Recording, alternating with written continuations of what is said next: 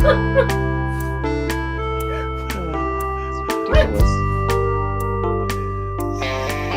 So bad.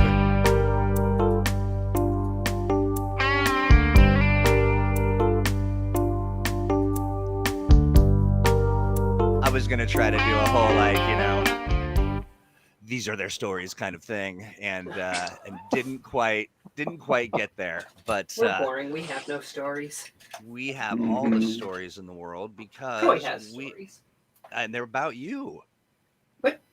Strangely enough, but you know why? Because it's Mutants and Masterminds Monday, and we have done this program. I want to say that we are nearing our truthfully, we are nearing our 100th episode or That can't be 150th. right. That's No, because crazy. we only do these once a week. Right. Right? So what's the math on that? Because I absolutely think that we're up there. We're getting very close. Sean We have to Vieira, do these 2 years before we're. good M&M Monday to you as well. Happy post N7 day for Yes. Mass Effect fans. Yes. The Freedom City server is here to represent. AJ says hello, and yeah, that's right. Freedom City is here, and look who's here. Our buddy Rainey. Good to see you. So glad that you're here. It's a special program today, right? We've got something interesting cooking. I think so. I think so too. We've released a new Danger Zones. This is one we thought we released over the summer, but kind of fell through the cracks. Your unflagging honesty is laudable. It is. It's gonna get me killed one of these days, probably by Chris Pravis. That's right. So we did release Courthouse, and in that vein of that's why we're playing the almost Law and Order SVU soundtrack. Because this is almost Law and Order generic victims unit. That's right. The best Average value victims unit. President's choice. That's right. But in addition to that, we have also got stuff to talk about over at VTT Town, or VTT, as I say. And that is that. So when last we talked, we had released the Nether War, Master of Earth, and then Assault on the Nerium Nexus. And this time around, we have released Pentagram Peril. Yes. And I think there's something more that I'm forgetting. It's the It's the we also included the it comes, I think it's Master of Earth is the which one of those is the guide? There's a guide. There should be a free guide. That's right. That's separate. That's separate. Yeah. That's okay, great. Well, that's bundled together. It. We bundled it, and it's in it, but it's still free. Okay. Yeah. Yep. And you can buy the pieces. Imagine you bundled it with Assault on the Nerium Nexus. That's right. Okay. I think we might have done it with Master of Earth. Both, possibly. Yeah. Master of Earth is kind of a prequel, so. Oh, you know what? Doesn't necessarily tie in. I think we did. We did do it with both. Yeah. But we have bundled those two together, so you can pick them up for a cheaper price. I think a couple bucks cheaper than if you buy them separately, which is great. And you also are going to get a free pack of condition cards, and we've got a ton of stuff planned over the course of the next few weeks. So get your VTT pennies together, everybody, and head on over to. We'll provide a link here in just a moment, and. Okay, yeah. So Sean Vieira says, well, I started watching around lockdown, and I've been in lockdown for 20 months or so at least 80 weeks. That's not right, because lockdown is a DC villain. We have the Warden. Yeah, that's true. Yeah, no, I think you're in the wrong right genre, wrong department. Yeah. Bundled with all we used of them. To have DC license. Yeah, we did. But yeah, so talk to me about Courthouse, first of all. I just think it's great. It's so fun, and lots of interesting things can be done there. It's not necessarily, or maybe it is meant to be a place where you actually get into a brawl. You can definitely get into a brawl in the Courthouse. It has one of the largest and most detailed maps for the entire line. So, actually, why don't I bring that up and give a quick Yeah. Preview. You can most definitely do an adventure where, one of the villains is on trial and their, minions or their teammates, if they're part of like a villain team, decide to, bust into the courthouse to, break them out. I like that. Or you can have a reverse of that where the heroes are falsely accused and being dragged into trial and have to escape, after or while they're in an alternate timeline where villains run amok, or after villains take over the courthouse, or they're just being framed and being railroaded through the trial. Yep. I could see people having a lot of fun on the role play side of things, actually getting into the arguments and making the case and, kind of doing that sort of thing for, maybe a guest arbiter judge or something. Like the scene from Ghostbusters 2. I don't think I've seen Ghostbusters 2. Is that with the ladies? Ghostbusters 2 is a... No, there's a courthouse scene in Ghostbusters 2, but it's from 1989. But it's a fun scene where they're put on trial after digging a very large hole in Fifth Avenue. Gotcha. Oh, that's right. Okay. This is kind of coming back. I think that was way back there, and I've had a lot of extracurriculars between then and now. Yeah. So they're. All right, who's ready for a screen share? Wait, do people want this preview? I don't want to force it on them. I don't think they do, actually. Probably not. I can hear map is great. Come on. There we go. So, I think that's coming through. There we go. Yeah.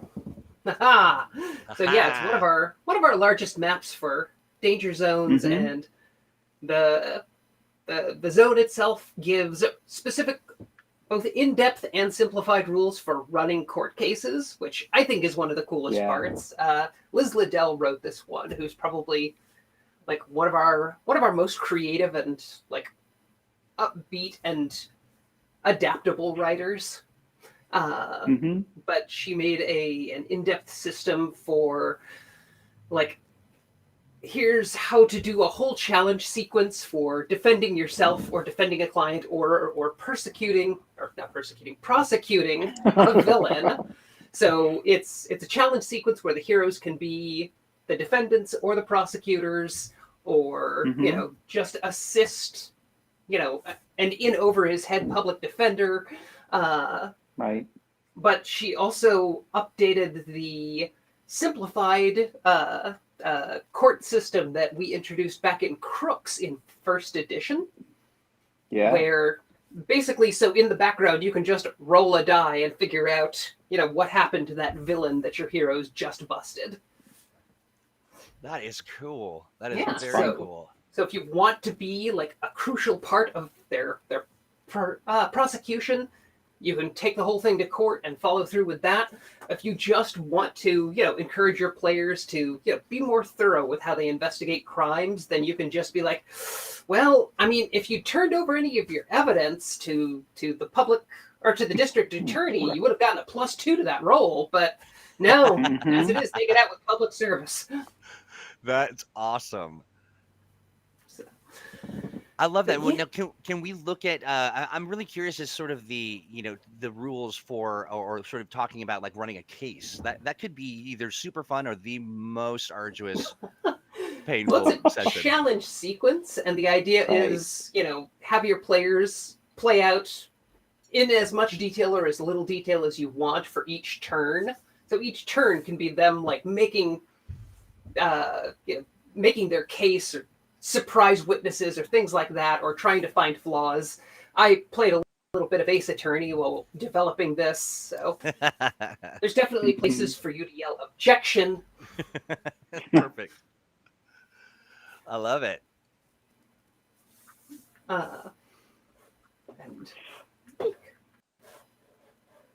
I mean, given the number of superheroes who are lawyers in their secret identities or involved with the the law in one form or another, this is a great location. So cool. Yeah. Attorneys of various districts. Oh, did you throw something else up there to share? I was going to, but yeah, no, gonna hold off. Stop sharing, I think. Yeah, it did. It did. I You just did. saw. I was like, hey, something changed. A secret. I love secrets, especially when Was not supposed to be a secret. Well, that is awesome. And No, so, I was trying to remind myself what the stat blocks in the back were, because I laid this out before the summer where all the things exploded. don't forget the villains that can mind control the jury. Yep. Yeah, That's I going like to that. create its own set of problems. Yeah, absolutely. Is that coming out as a Roll20 package? Looks like a lot of fun. I know the plan is eventually to start releasing the Danger Zones stat blocks and maps as Roll20 assets. Yeah. I'm not sure where your team is right now, because I know they've been ridiculously busy. They're launched. So we have started pairing Danger Zones with Astonishing Adventures. Oh, And nice. yeah, so let me pull my list up here real fast. This is if you head on over to our, let me actually, you know what, I can pull this up here. There's actually quite a bit of we've added quite a bit of stuff, and I'm gonna get into the whole list of all the things a little bit later in the program. But so to answer your question, Raina, yes, like right Yeah, now, that's definitely the some plan. of the yeah. Not just yet, but soon. But soon, maybe no. But no, we've got we've got a list of kind of things waiting in the wings. We've released some things. The as I wildly click to tell you what they will be later. We've talked about the longed for day when, you know, releasing new stuff on Roll20 will be part of our regular product release plan, and including a VTT release will be part of it all. But we have a big backlog of existing adventures and maps and setting material and the like to get up onto Roll20 first, before we're going to be in that smooth, you know, area where VTT release will just be like the PDF release and other parts of our product release schedule, just a sort of a routine thing. Yeah, and okay, good. They're updated. So right now, I'm gonna let me share my screen, and I just want to show folks where they can find all of our goodies. And just work Apook harder. That seems reasonable. Apook, what are Right? you doing watching this? Get back to work. That's right, exactly. We don't watch this and get to work. Do all of it. Let's see, window, and yeah. So you know, I got to tell you, the Roll20 folks are the best. Although if they wanted sympathy, they probably should have gone to work for superheroes, not villains. Truth. Yeah, so we've got Danger Zones Museum, Danger Zones Lighthouse, the condition cards, as you can see there. Let's see, we've got Bike Club and Nothing to Fear, paired with Lighthouse and Museum, and when we've got all of these other titles here as well. Bundles. The Nevervember bundle is still Nethervember. It's really difficult for me to say, and it makes me think bad things. So that's out there, and it's pretty exciting. It's gone. It's gone. I will say, just as challenging as we expected. No big surprise. Oh, yeah, they can't see? No, we can't see either. No. We're just sitting here like furrowing our brows thoughtfully as we imagine the catalog. Oh yeah, it looks Right. it looked really good. Oh yes, I agree. It probably does look very good. I'll find out why that wasn't showing, and re-show it. I literally just like stopped sharing, and you know, I was like, and we're done. We did it, everybody. All right then. Well done. Thanks. Yeah, we'll figure that out, and I'll show you. And the other thing that maybe a little later, perhaps if we've got time, we will do a little jaunt through our through the map and the space where we'll be doing our actual play and our Mutants and Masterminds Sunday at the RPG Alliance convention. Looking forward to that. Yeah. That's what's cooking over here. That's coming up in just under 2 weeks, right? That's right. That's right. 20th and the 21st for the digital version. They do have an on-site one, but it's in Canada, and only Canadians will go. Mm-hmm. Can people in the U.S. go to Canada yet? Yes, my roommate just went. Yeah, she did need proof of vaccination and also a COVID test that was checked within the last 3 days. Oh, wow. Okay. Well, good for them. I think that's great. I mean, people just, it's a trip to another country. Prepare yourself, I say. Yeah. Make sure you've got all your inoculations before traveling to a foreign country. Standard. Right? As pretty you much. Do. Just also, didn't used to be a thing for Canada. Also, if anybody's planning on visiting the U.S., definitely get your inoculations. Yes. Yeah, absolutely. Indeed. But yeah. So before we get to talking about lawyers, also later this week on the Patreon, we're going to be releasing the third of our Starfinder villains, Pupil, who is Alex's baby. So we will get Alex to talk about him in more detail next week when he is back from his honeymoon. That's right, he's honeymooning. Right. Congratulations, buddy. Yeah. He's a good guy, and I hope they're having a good time. Spoiler, Pupil is not just a giant floating eyeball. No, he's also not a caterpillar, weirdly enough. Nope. Pupil is a preserver cultist with part of a preserver AI similar to Collapsar downloaded into his brain. So he knows how to use all this preserver technology that's lying around broken everywhere, and he knows how to fix it, and he knows how to do horrible things to it. He's given himself extra arms and regeneration and strength and all these other cool things. But he's got a preserver power staff that he can use to modify genetics at range. So that's awesome. We call it a shake and bake colony.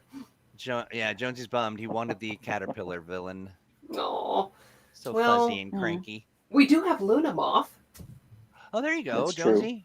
True. Yeah, I mean, kind of caterpillar-ish. Yeah, but the Basic Heroes Handbook has an updated version of Luna Moth from 2nd edition. Steve. I was just going to say, I wonder if Luna Moth needs like a caterpillar sidekick. Yeah. Luna Moth and the Silkworm. Right? I could see it. Good question. Sean asked, how go preparations for the next Patreon live RPG session? I didn't try to get into that one, having lucked into the last session. So this is where we're going to be. This is at the RPG convention, RPG Alliance convention, and it goes really well. Alex is running that particular session, and he's got some really phenomenal plans. Very excited to stream it, very excited to watch it. But yeah, we're doing all new overlays for the for that stream. We are working, of course, with our friends at the RPG Alliance convention. And David Body would like to know, why is there not a caterpillar race? I think the question is, why isn't there a caterpillar race yet? Right. That's right. And then Sean, are they really called Daddy-O Longlegs? Is more of a normal?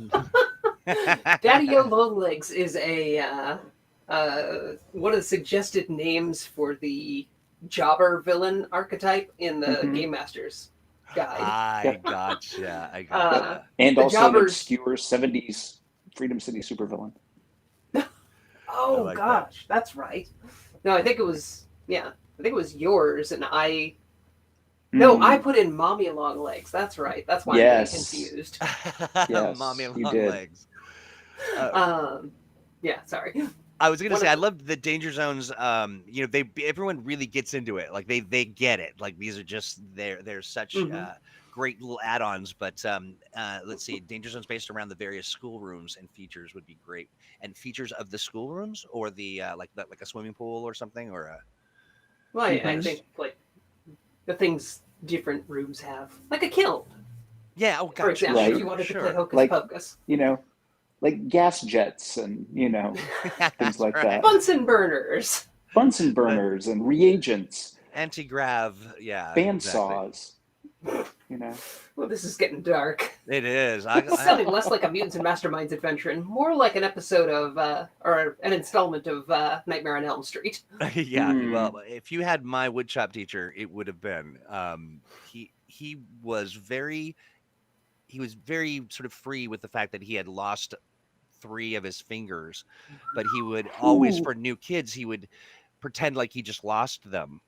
As a sort of, and that's why you don't, like Wow. fake blood and the whole thing. Made a point to psychologically scar the new kids. Right. Yeah. It was definitely, it stuck with me, and I'm not all that new anymore, for sure. Let's see. Okay. Interesting. So here's a great question. Chris says, so I just got into the third edition of Mutants and Masterminds a couple months ago. What exactly do you get in the danger zones? I thought they were just maps, but it sounds like there's a lot more content in there. Yeah, there is. Hi, first of all, welcome. We hope you're liking the game system. But yeah, the danger zones are like 6 to 8 page PDFs that include a map and also gives you some like flavor text talking about ideas for how you use this location in a superhero game, plus special rules related to that location. And then a couple of stat blocks, usually minion stat blocks, but sometimes more powerful ones, sort of related to that location. Like the courthouse has a judge and a high-powered attorney and an investigator. A lot of the locations have unique characters, who have their own names and backgrounds, so you can use them as, characters, supporting characters in your own games. Yeah, so you have your Perry Whites and your Lois's Lane and your Jimmy's Olsen. Your Jimmy's Olsen, yeah. And I also love the fact that you have looked at the shape of this thing. Like, for instance, Lighthouse is also, am I right? Lighthouse is also obelisk? No, we have a monument one that's... Are you? Yeah, so... But it's kind of a... Yeah, a lot of them have, like, either sort of genre-specific rules for things related to them. Like, Lighthouse has some of our, like, horror and weird intrigue or weird happenings rules, because weird things happen at lighthouses, cults and rituals. And here's a draw. And of course, one of my favorite things about Danger Zones is everyone includes a table or sidebar that lists all of the common items that characters are going to pick up and throw at each other or break. So you know exactly how much damage a shark tank can take before it breaks, and exactly how much that bronze statue in front of City Hall weighs, and how much damage it does if you pick it up and swing it at someone. How cool. Very important things to know. Yep, and also our stat blocks do come with Hero Lab files. So yes, Chris, they do. Yeah. Cool. Very, very cool. As much, lore and info as you can possibly squeeze into or wring out of. I think that's awesome. Yeah, it's very much a location source book with like everything you need to know to have a big set piece fight there. Yeah. I dig it. And so now, thinking in the context of sort of, creating a trial or creating a, let's see, Chris, I want to catch this one. Thank you, Chris. Also loving third edition. I ran first and second editions for years when they came out, but drifted away from RPGs. So we're glad to have you back. Glad you came and hung out at the, and talked with us here at Mutants and Masterminds Monday. This is exactly the kind of thing we like to facilitate. New friends. Aww. Yeah. What are we going to get into specific to sort of, the law and order of it all? Do you want me to play that Law and Order? Yeah, just one more time. You want it. It's in. It's so bad. In Freedom City, there are 3 distinct branches of law enforcement. The police, who arrest the criminals, the district attorney, who prosecutes the criminals, and the superheroes who handle everything else. These are their stories. Oh, that's how the rest of it goes. Yeah, I've seen an episode of Law and Order in my whole life. Yeah, the only time I've ever seen them is around the holidays, because that's when, you hang out with grandma and, she's watching all of these horrific crime dramas. Yeah, grandma does like some brutal murders. I'm a little concerned about grandma. It's true. Yeah, grandma's murder intake a little high. I mean, maybe my grandma's weird. She was a dancer in World War II. A dancer in World War II? Yes. That's kind of awesome. It is very awesome. I mean, I feel like anybody who says, or anybody who's like related to somebody that was a dancer back in the day, like it, like they're probably cooler or people that is good. So unfortunately, they actually call it the chun chun sound. The chun chun. We don't have the license for that, but we do have this. So dumb. Is that the chun chun reversed? It sounds like they were definitely trying to get as close as possible, but yeah. While remaining legally distinct. That's right. Yes. That's right. So yeah, we thought we'd talk a little bit about how the law and the justice system can intersect with your Mutants and Masterminds campaign, if that's the kind of avenue you want to take. So yeah, let's do it. Yeah, I mean, at some level, you should probably, unless you're running like a pure like hijinks adventure game, you should probably have some understanding of what happens to the villains that your heroes defeat and haul off. Like, is beating a villain in public like enough evidence that they can be prosecuted in a court of law? Like, how frequently do villains escape the justice system and get out? I mean, the upcoming Vigilantes Handbook is going to talk about this in more detail, but what do you do if the justice system is a problem? And that's part of why the crime rate is so high, because you keep seeing, villains who are connected just getting right out and being basically untouchable and able to do whatever they want. What do you do in that situation? Right. And, when you're talking about superheroes, just what is the, beyond like capturing the criminals, what role did the superheroes play? Are they going to be expected to testify? Are people whose identities are concealed behind masks and not verifiable by a court of law allowed to testify? Do special exceptions get made for certain superheroes where they get, vetted or certified by the court in some way, and that gives them special status where they can testify in legal cases? How much do heroes have to look out for maintaining the proper chain of evidence and things like that? Yeah, and I mean, most of the time, interacting with law enforcement is going to be like a once in a while thing. Like, you might have an adventure that opens with the heroes giving their testimony, in court, and they've got special protection so they can wear their mask, or, or they're there to help with security for a villain they've busted at the request of, an attorney or the justice system or somebody. But you could also just run a campaign like the She-Hulk series that's coming out, where your characters are villains or are lawyers who specialize in handling superhuman clients. Yeah. So it's a good idea to just sort of have some understanding of, maybe not every aspect of the law, but like Steve was saying, like, what if somebody is giving testimony but in their secret identity behind a mask? Like, how do you verify that's the same superhero that's won over the city and protected people, and not some rando that a corrupt cop has put in a mask to say exactly what he wants? Right. Oh, here we go. Can we talk about superheroes who have secret jail cells for supervillains in their bases? Yeah. Oh, yeah. Yeah, CW on Flash made me super uncomfortable with their like special extra-jurisdictional like super prison. No Miranda rights super prison.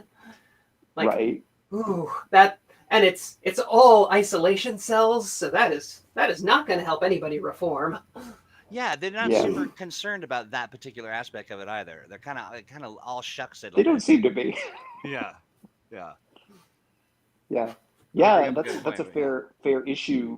Also, you get in most comic book superhero settings, there are fairly routine, options for restraining super criminals. They're super prisons of some sort or another. They're usually, some sort of power neutralizers or other sort of technological measures that you use to keep super criminals in prison. But there gets to be that fine line about well, what do you do with some super criminals if the cosmic herald of Collapsar comes to Earth and the heroes defeat them, and then what do the authorities do with this power level 15 cosmic alien? Will a prison even hold them? Also, Right. does diplomatic immunity apply? Right? Right. I mean, he's a What do you do herald with aliens? of a government power. Right? Yeah, A that's very right. sovereign power. And given how these court sort of proceedings can be sort of a media circus, everybody's coming to see what's going on. It is like David Body was talking about Hmm. in Batman versus Superman, how Lex Luthor smuggled in a bomb. He wanted to prove, I mean, I guess is the way to do it. But and also how many sort of the bad guys going to court, and then his cohorts come and grab him, and in a big Hmm. show of brute force or some kind of magic or something. But yeah, that's pretty Sure. rich place to tell a story. Yeah. But yeah, Yeah, there's a Courthouse great. is.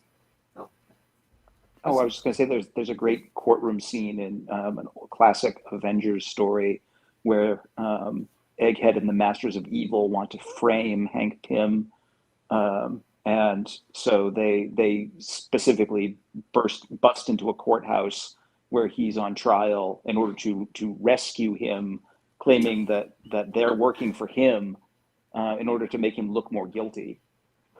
ooh. Oh, that's terrible and great. And I'm gonna have to great, yeah. steal Right? that. I don't remember that one, but I haven't read a ton of Avengers. Yeah, it's a pretty old one.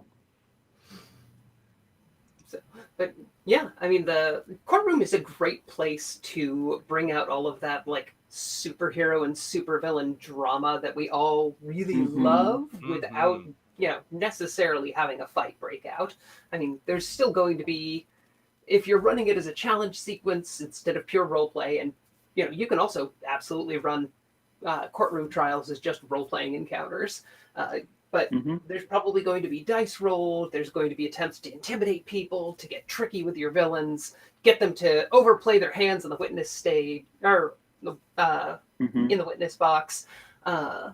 But it's a great place to sort of have your villains spell out like, this was my master plan and my motivation and my tragic backstory, and it's a great opportunity for your players to stand up and be like, this is why we can't do. This is why we can't build death rays on mountaintops in a society. Right. Right?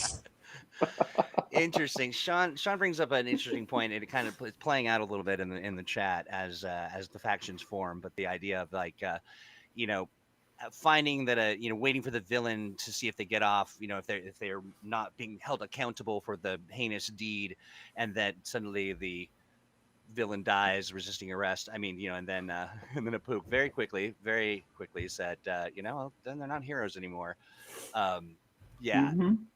absolutely. Yeah, So I Sure. mean, Well, there's getting into like the area of reform. Then you start talking about like, well, how do you neutralize powers? How do you keep villains from busting out? hmm. If you have a place like Yep. Arkham Asylum, are you making sure there are qualified doctors to work there, or is it all haunted by some abusive Victorian asshole? Right. right. I mean, Yeah, exactly. that's literally where you get villains like Warden, Mhm. who are basically the guys who are just asking those questions, you know, and saying, well, we need super prisons that are effectively going to imprison these bad people forever, and I'm just the guy to do it.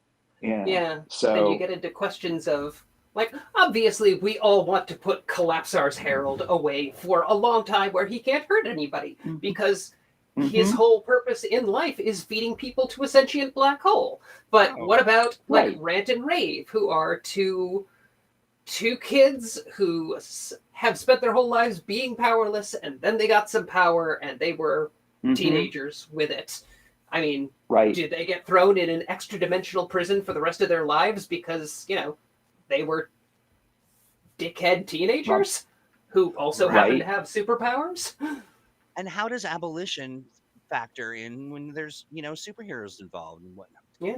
And what about Maestro? His big crime is stealing music. Like, is that life in jail? Like, what does work release look like for a guy who steals rock and roll?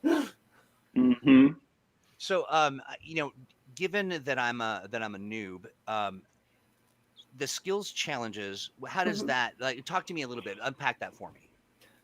Oh, so the skill challenge system is, well, I mean, Steve, you're going to do a better job of this than me. Well, I mean, basically the skill challenge system is, a version of that sort of back and forth exchange that you get in combat and action scenes, but it's focused on other areas. So it's about the idea that you're going to be looking to accumulate a certain amount of success before you accumulate a certain degree of failure. So there's that tension of, can you get it done in time? Can you get it done quickly enough? Or are you going to accumulate too many problems in the process where it isn't going to be successful? And because it's flexible enough to use different skills and apply them in different ways, players can get really imaginative in terms of what skill is going to apply in this given situation.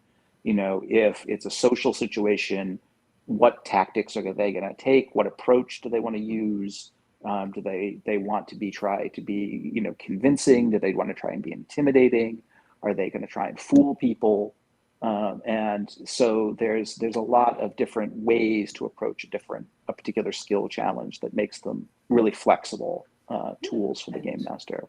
And they're definitely an area where you can kind of play in and be flexible, encourage people to use their powers, their skills creatively. Like, if your skill challenge is babysitting for the night, and I don't have the persuasion skill, so I don't know how to get this kid to behave, I can use my illusions power rank to entertain this kid, or try to.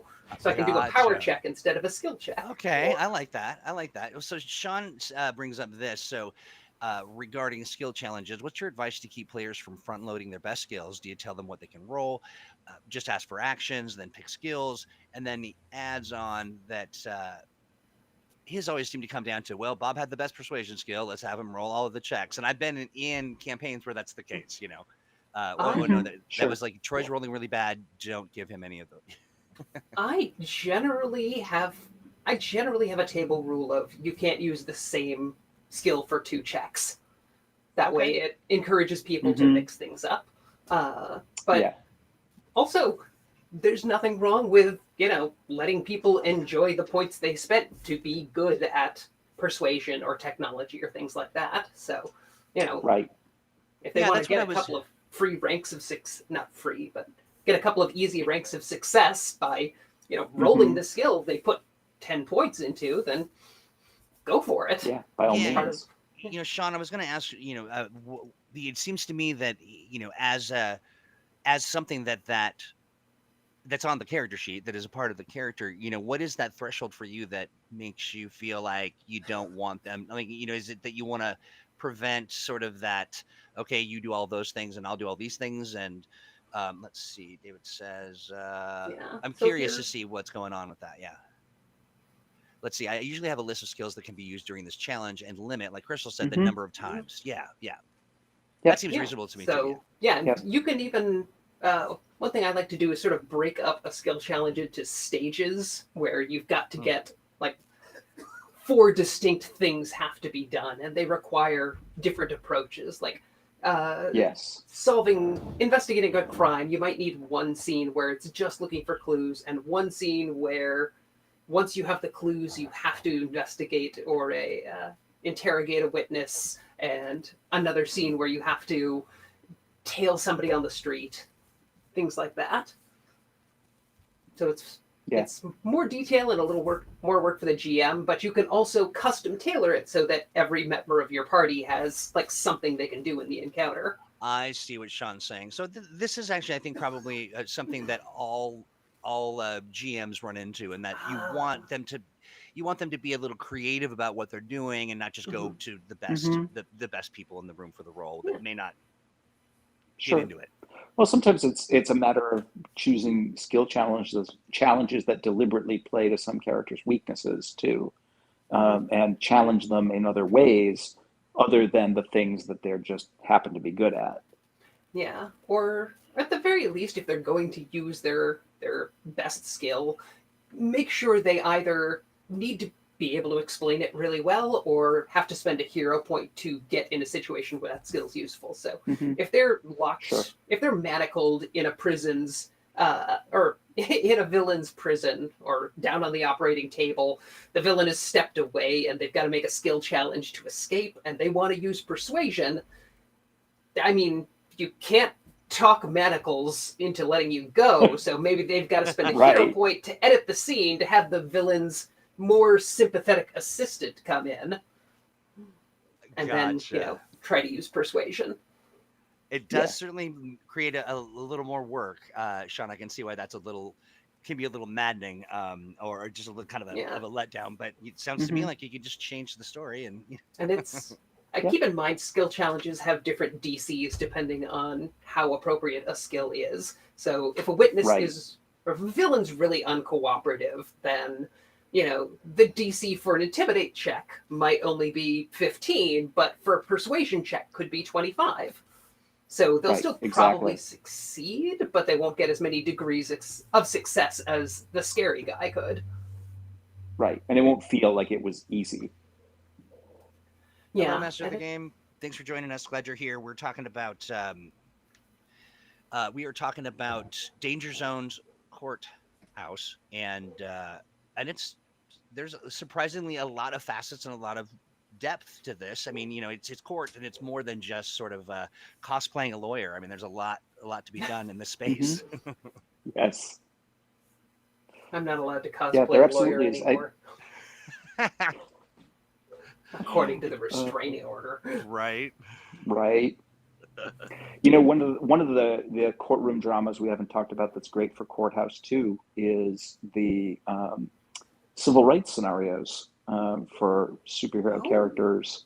What happens when when Kid Robot has to go to court to prove that he is an independent sentient being, but unfortunately, although he is an independent sentient being and does have civil rights, he is also a minor. And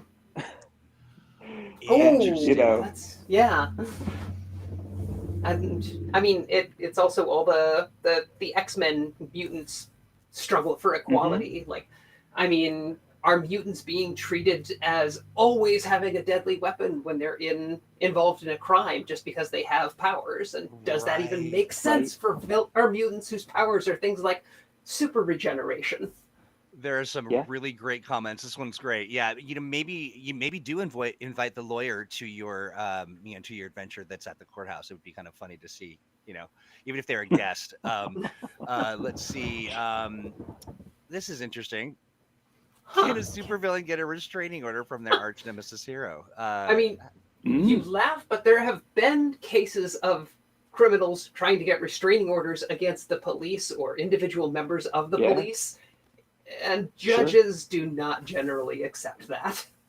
Yeah, they're not a fan of that kind of shenanigan, but yeah, you can definitely see a villain who is good at concealing their criminal activities, Kingpin type, Kingpin basically setting up a hero for a harassment suit, and being just like, why are these heroes bothering me? A perfectly honest, citizen. I'm just a small businessman. And getting them in trouble with the law. Right, just a humble businessman. Yeah. you know, legitimate business and getting, owner.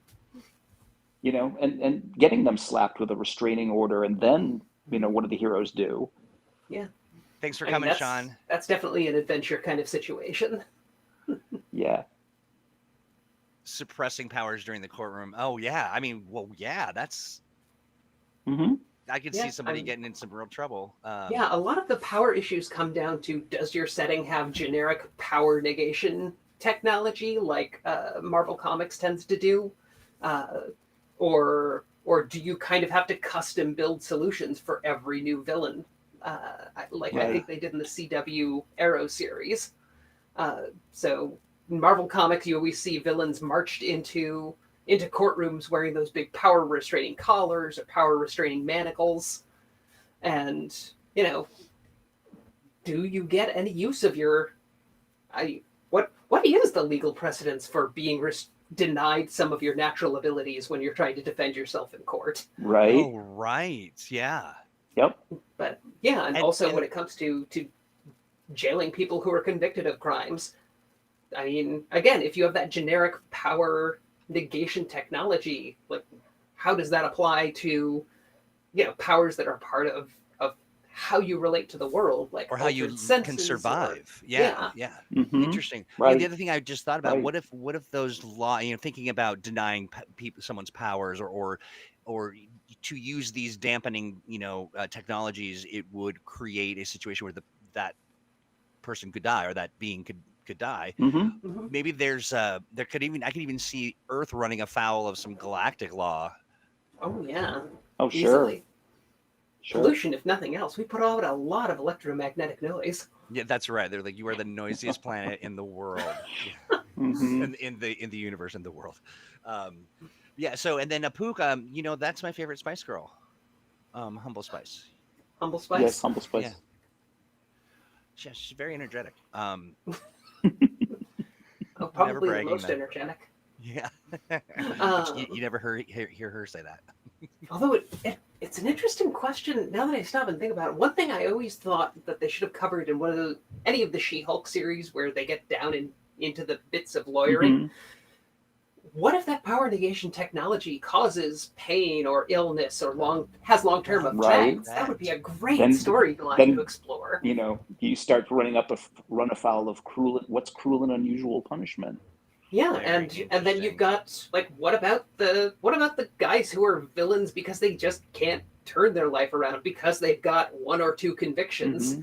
Like, I'm not a world-devastating superhero. Supervillain. I've just got a glue gun, and I got arrested for using the glue gun one time because my boss fired me when I needed insurance for my kid who was sick. So I started robbing banks to pay for my kid's treatment, and now I got a felony on my record. Rap sheet. I can't get hired anywhere. Nobody wants to hire a guy with a glue gun. Right. What about what if I could also imagine a sort of play of somebody getting arrested in the effort of sort of proving someone else had done something they didn't do, or that, like, they're going through this process and they're saying, no, I'm really innocent, and you've got to kind of pull that apart. Very, very interesting.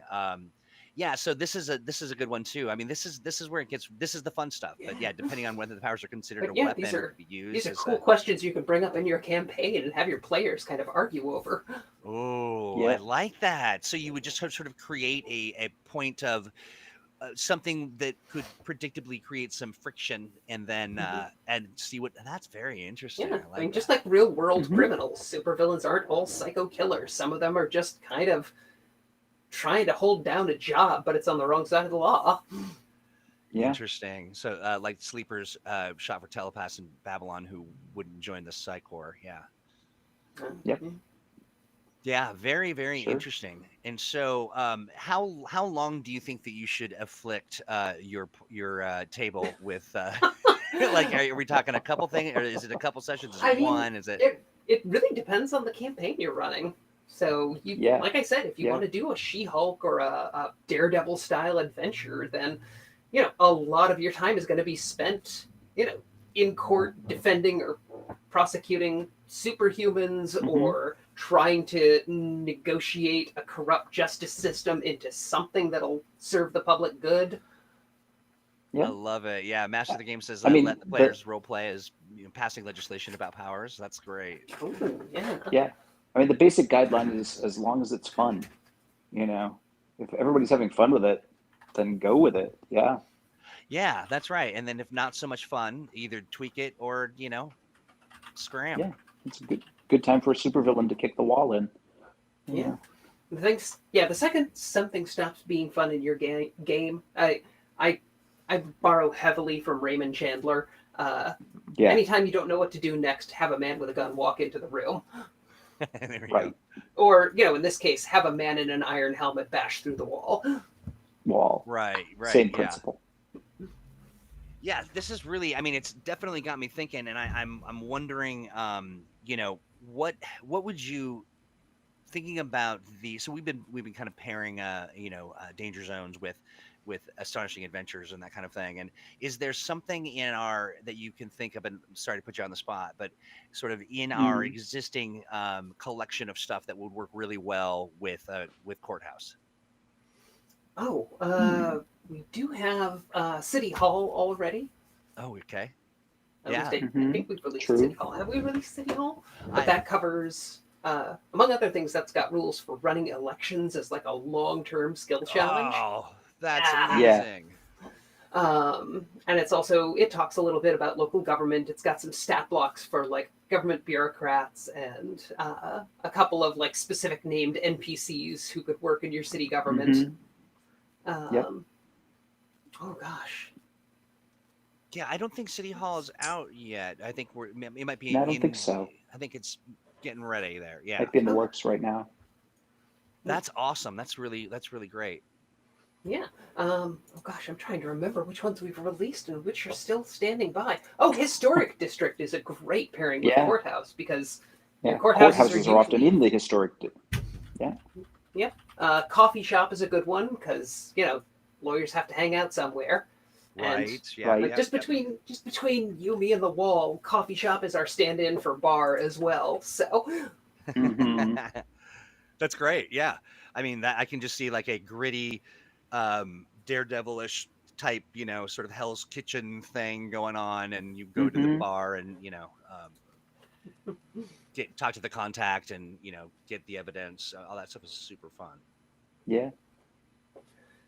Yeah. Bank, of course, because they Sure. tend to be built in the same areas, so a fight from one can carry over into the other, or scene Right. one of your adventure can be the heroes busting people at the bank trying to rob the bank, and then scene two is the villains claiming they've been mind controlled, and the heroes are called in as expert witnesses to testify. I love that. And of course, any danger zone that you use for one of your adventures can become a crime scene, and therefore can be where a prosecuting or defending attorney insists on bringing witnesses or jurors to the scene of the crime in order to see how the scenario played out. So you can literally revisit the danger zone later on from the courthouse. Your Honor, I submit that the villain always returns to the scene of the crime, and here we are at the scene of the crime, and there he is! That is so great. Ipso facto. Facto. So this just Exactly. in. So we've got parade route, amusement park, fast food, junkyard, bridge. I personally love Danger Zone's bridge, but that's only because I'm kind of a bridge nerd. I love bridge. I do too. I mean, I honestly, it just makes so much Bridges sense is to so me. key for superheroes. There's a shocking number of dramatic scenes for superheroes that take place on a Magneto with the Bridges, bridge. absolutely. All of that. Yeah. There's a lot of Green Goblin on the bridge. And Oh yeah, absolutely. Batman. And They open and close. Sometimes they spin. I mean, yeah, there's a lot going on there. A lot going on Right? there. Yeah. Yes, courthouse, coffee shop, aquarium, hotel, lighthouse, bank. Honestly, there's museum. so many places you could have cool superhero scenes. We might need to do Danger Zones too if people like this book. Yeah, I love it. It would be hilarious if we're just like Danger Zones, I'm trying to think of a collection of like not so dangerous places, you know. Right. Danger zones 2, even more dangerous. Yeah, right. Dangerous zones. The dangerous, Right. just yeah. So Look at Troy, if people have danger zones that they're just dying to see, and they want to find out whether we're going to do them or if we should do them in an expansion, where should they tell us that? Ooh, they that's a good you know idea. you should do a couple things. You should go and get all your friends and family to come and watch the program so that they can hear this Right. too. And then you should also do me a favor and like everything that you're doing, wherever you're at, like and subscribe and all that good stuff. And you want to like share some thoughts and some ideas. You've got a notion that's been sort of hanging around in your Mutants and Mastermind for years. Send us a note to let's play at greenronin.com, and we will endeavor to remember to check email. No, I'm kidding. We will check it, I promise. But we get some great ideas through there. We get some awesome. You complained about my brutal honesty. I know, right? Looks like we lost Steve. Steve's got some internet problems, but he actually got through it almost all the way. Yeah, I can't believe we're almost done. And Chris McGuire, we do plan on releasing all the Danger Zones as a collected book eventually. So those will come with all of the zones we've released, plus new ones. Plus, we're doing a bestiary of additional stat blocks in the back that'll have things that show up a lot in superhero games that didn't make it into the Masterminds or the Game Master's Guide, like animated machines or sentient viruses or gosh, I'm trying to remember what else ended up in there. Cryptids. So nice, yeah. Apuk shares this. Yeah, I mean, this is non-Earth danger zones like alien planets, space stations, asteroid fields, gaseous vapors. Like me, hospitals. Yeah, absolutely. We do have Danger Zones Hospital coming out. So. There we go. It's such a good idea. We've already stolen it from you, friend. Let's get Mothman. Okay, so here's the secret with the cryptids.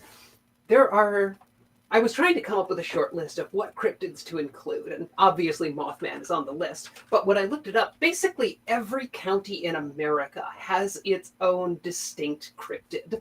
True. And as I was sitting there thinking, well, of course I've got to do skunk ape, I've got to do Sasquatch, I've got to do Mothman, I've got to do it.